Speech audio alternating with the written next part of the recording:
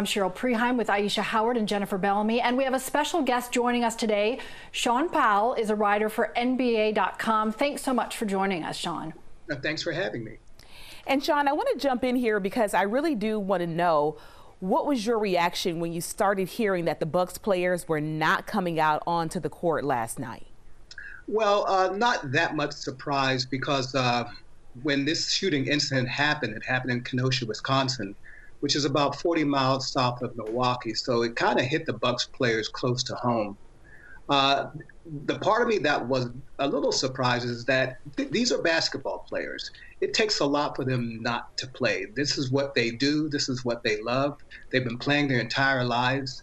And this is really the first time in NBA history that players boycotted, a team boycotted a game because of racial injustice.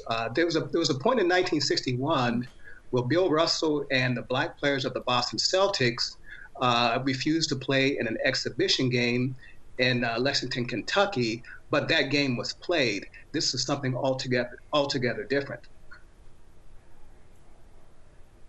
And I heard so much on social media from NBA players saying it said so much that they were still having to make this decision today, all those years after that 1961 stand. And players from different teams and different leagues joined in, Shaun, in protest, whether it was soccer or baseball, WNBA as well.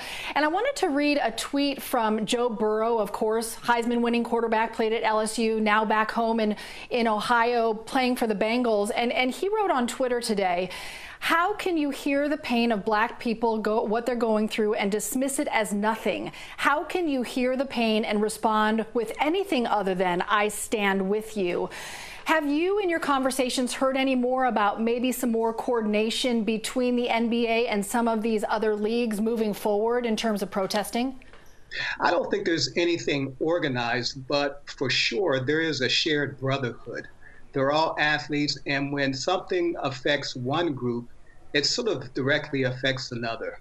I also think the black players are overjoyed that white athletes are joining in the cause. With someone like Burrow, who has a high status, the #1 pick in the NFL draft, Heisman Trophy winner, and also the quarterback for the national champion LSU Tigers.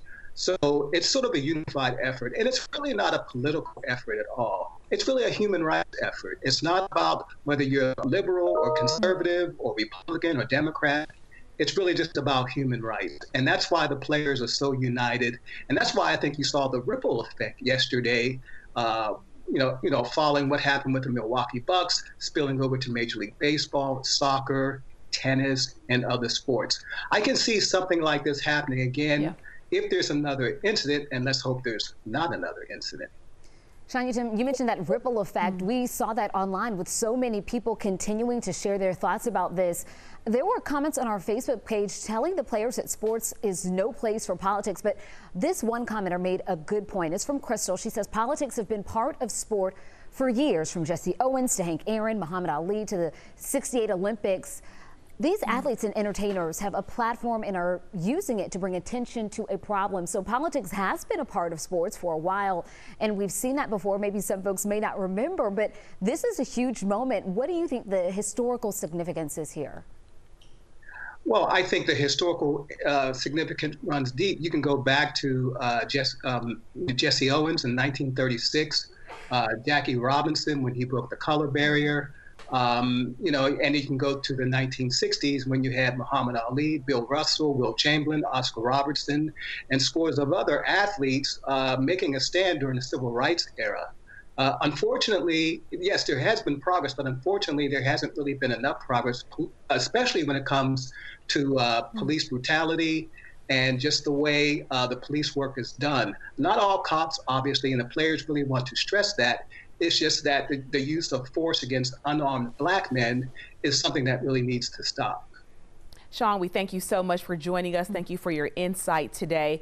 That's going to do it for Alive at 5. However, this is a conversation that will be going for quite some time. You can join in on our Facebook page or leave a comment for us on our YouTube page. Thanks for joining us today. We'll see you back here tomorrow.